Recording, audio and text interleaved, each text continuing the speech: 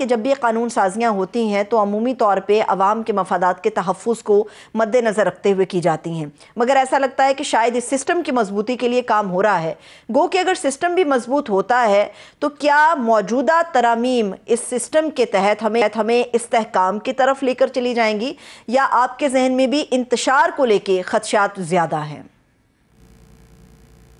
جی بہت شکریہ۔ میرا خیال ہے کہ اس کو دو پوائنٹس میں تقسیم کرنا چاہیے۔ ایک تو آئینی ترمیم کے حوالے سے حکومت کا کردار کیا ہونا چاہیے، اور دوسرا یہ کہ کیا ان ترامیم میں عوام کے لیے کچھ موجود ہے یا نہیں۔ تو پہلے نقطے میں میرا خیال ہے کہ حکومت کو جس وسعت قلبی کا اور جس بردباری کا اور تحمل کا مظاہرہ کرنا چاہیے تھا وہ ان کی جانب سے نہیں کیا گیا۔ دوسرا معاملہ یہ ہے کہ اس ترمیم کے مسئلے کے اندر جس طرح سے مشاورت کا دائرہ وسیع کرنا چاہیے تھا وہ نہیں کیا گیا، بلکہ یہ تاثر دیا گیا کہ چونکہ ہمارے پاس نمبرز موجود ہیں تو اس لیے کوئی ہمارا ساتھ دے یا نہ دے ہمیں اس سے فرق نہیں پڑتا۔ تو میرا خیال ہے کہ جب آپ آئین میں ترمیم کرتے ہیں تو اس میں ان چیزوں کو بالکل ملحوظ خاطر رکھا جاتا ہے کہ آپ کے پاس نمبرز ہیں یا نہیں۔ ہمارے سامنے 18ویں ترمیم کی، 1973 کے آئین کی اور بہت سی ایسی مثالیں موجود ہیں کہ جس میں حکومتوں کے پاس نمبرز پورے تھے،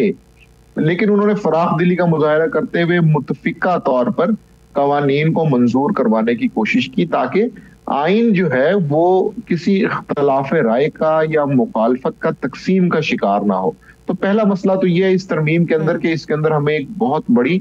تقسیم نظر آتی ہے، اور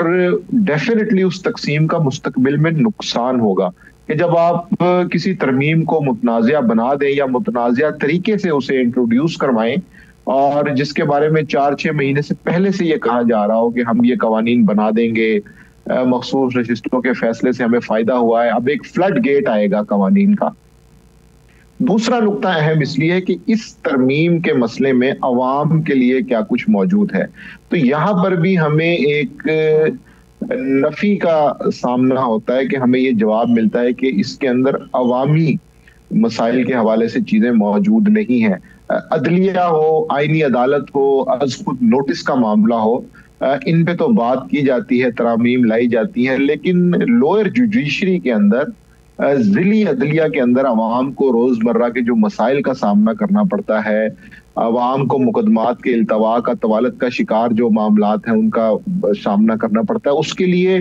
نہ تو وفاقی حکومت نے صوبائی حکومتوں کے ساتھ کوئی مشاورت کی ہے، نہ سپریم کورٹ کو یہ کہا گیا ہے کہ آپ ہائی کورٹس کے ساتھ مل کر ان بیسک مسئلوں کا حل نکالیں۔ وہ جو لاکھوں کی تعداد میں کیسز پینڈنگ ہیں،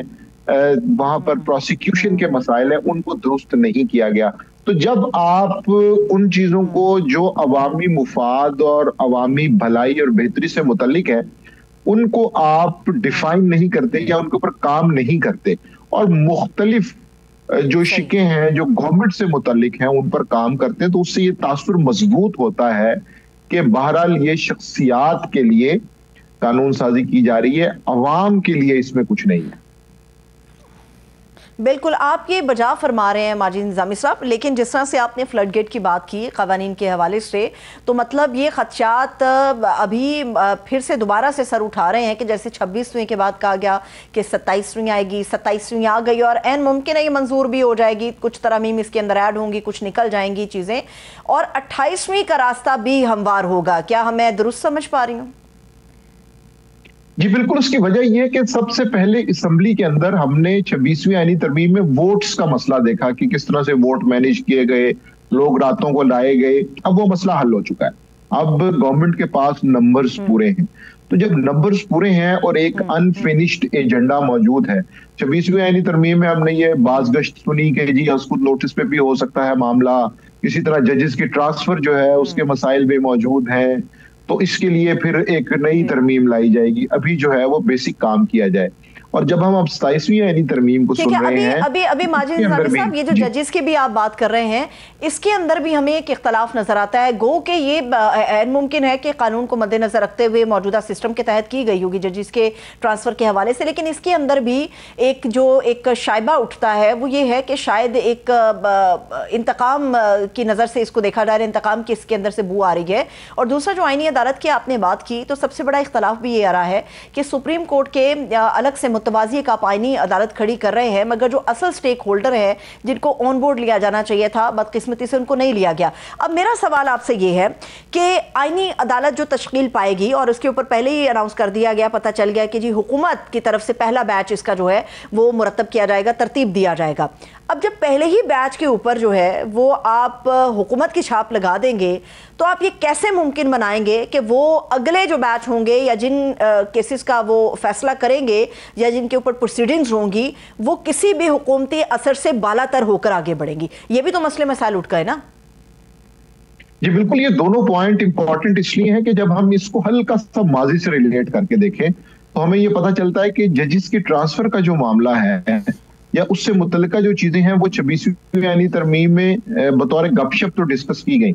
तो अब क्या एग्जेक्टिव की जो मुदाखलत है वो अदलिया में इस हद तक बढ़ जाएगी कि क्या कोई जज फैसला लिखते हुए ये तो नहीं सोचेगा कि अगर मैंने ये फैसला लिख दिया तो हो सकता है मुझे खुशदार बेंच में, सिबी बेंच में या बहावलपुर बेंच में कहीं भेज दिया जाएगा। इस्लामाबाद हाई कोर्ट के हवाले से हुकूमत खासी परेशान और गैर मुतमईन नजर आती थी। तो अदलिया की आजादी को इंश्योर करने के लिए जब रियासत एक पैटर्न बनाती है तो उसमें इस चीज को यकीनी बनाया जाता है कि कोई जज फैसला लिखते हुए ये ना सोचे कि क्या मुझे इसके बाद हुकूमत की जानिब से किसी इंतकाम का सामना करना पड़ सकता है या नहीं। तो अब ये चीज एक तरह से मजबूत होती नजर आ रही है। आईनी अदालत का मसला ये है कि इसमें एक बड़ा इंटरेस्टिंग पॉइंट है कि जब 26वीं आईनी तरमीम आईनी बेंच के सामने जेर समात है तो हुकूमत कैसे 27वीं आईनी तरमीम के अंदर ये चीजें ला रही है कि बेंच की बजाय एक आईनी अदालत होगी। इसका मतलब ये है कि हुकूमत को कहीं ना कहीं इस बात की यकीन दहानी या इस बात का इत्मीनान मौजूद है कि 26वीं आईनी तरमीम के हवाले से जो केस है वो उनके लिए खतरे का बायस नहीं है। तभी आप अगली कानून साजी पे जा रहे हैं ना। जब अगर आपका पहला कानून ही अदालत में जेर समात हो और आपको वहां से किसी परेशानी का सामना हो तो नई कानून साजी पर हुकूमत फोकस नहीं करती। लेकिन जब आईनी तरमीम एक और लाई जा रही है और इस इत्मीनान के साथ लाई जा रही है तो पता ये चलता है कि हुकूमत को ये महसूस हो रहा है कि उन्हें उस महाज पे किसी खतरे का सामना नहीं है।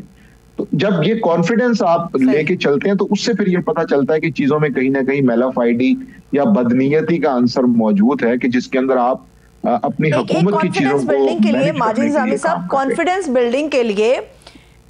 बिल्डिंग के लिए जो एक और मजीद चीज़ हमारे सामने ही है, जब तक मैं ये प्रोग्राम आपके साथ कर रही हूँ तो हमारे सामने ये चीज़ है कि पाकिस्तान पीपल्स पार्टी ने ये भी कह दिया है कि जो सदर मुमलिकत हैं उनको ताहयात इस्तिस्ना दिया जाए, वो कभी गिरफ्तार नहीं हो सकते, उन पे कभी केस नहीं हो सकता। पहले भी आर्टिकल 248 के अंदर तो ये चीज़ मौजूद थी कि जब तक वो अपने ओहदे पर बराजमान है उनके ऊपर ये चीज़ें लागू नहीं होती। लेकिन अब तो वो ये कह रहे हैं कि जब वो ओहदे से मुबर्रा जिम्मेदारी से अपनी से फारिग हो जाएंगे तो ताहयात उनके ऊपर ये चीज़ें रहेंगी। तो आपको नहीं लगता कि एक तरफ एहतसाब की बात, अदालतें कायम, बेंचेस के ऊपर जोर, जजेस के ऊपर कानून साजी, और दूसरी तरफ शफाफियत जो है वो खुद ही मशकूक की जा रही है इस किस्म की चीज़ों से? जी बिल्कुल, ये मेरा ख्याल है कि अलार्मिंग है और इसकी जितनी मुजम्मत और मुखालफत की जाए कम है। उसकी वजह ये कि आप स्टेट के स्ट्रक्चर को तबाह करने की कोशिश करेंगे अगर ऐसा होता है। उसकी वजह ये कि स्टेट का स्ट्रक्चर एक अकाउंटेबिलिटी के ऊपर चलता है। अगर 5 साल की पार्लियामान है, अगर एक MP एक MNA 5 साल के लिए आता है अवाम के वोट से, तो इलेक्शन क्यों होता है? इलेक्शन इसीलिए होता है कि उसने 5 साल बाद जवाब देना होता है। सरकारी अफसर के ऊपर अकाउंटेबिलिटी इसीलिए रखी जाती है कि वो अपनी परफॉर्मेंस का हिसाब दे। मिसाल के तौर पे आप स्टेट के किसी भी एक या दो जो इंपॉर्टेंट पार्ट्स हैं उनको आप इस्तिस्ना दे देते हैं तो उससे एक फ्लड गेट ओपन हो जाएगा। रियासत का स्ट्रक्चर खराब करने वाली बात है कि आप ताहयात इस्तिस्ना, पॉलिटिकल लोग हों या नॉन पॉलिटिकल लोग हों, जब आप रियासत के किसी भी ढांचे का हिस्सा हैं तो आपकी बुनियादी जिम्मेदारी ये है कि आपने अपनी जवाबदेही का अमल जो है वो उसे कबूल करना है, इसीलिए आप उस ओहदे पे लाए गए हैं। अगर आप ये समझते हैं कि ये मामला आपके इस्तिस्ना की तरफ जाएगा, तो मेरा ख्याल है कि इंतहाई नामुनासिब नुक्ता है, जिसकी पार्लियामान के अंदर और बाहर मुखालफत करनी चाहिए, क्योंकि इससे आप स्ट्रेट स्ट्रक्चर को खराब कर रहे हैं। अगर ये मामला यहाँ पे है, कल को प्राइम मिनिस्टर्स, चीफ मिनिस्टर्स जो है वो गवर्नर्स इसकी जो है वो मांग करना शुरू कर देंगे। कल को हो सकता है सीसीडी जो है वो कहना शुरू कर दे कि जी हमें भी कोई आईनी तहफ्फुज दिया जाए। इसी तरह को कराची पुलिस के लोग जो हैं वो भी कहेंगे चूंकि हम स्टेट के साथ हमारी बहुत कंट्रीब्यूशन है तो हमें भी आईनी तहफ्फुज दिया जाए। तो मेरा ख्याल है कि जवाबदेही और अकाउंटेबिलिटी रियासत के स्ट्रक्चर का बुनियादी हिस्सा है।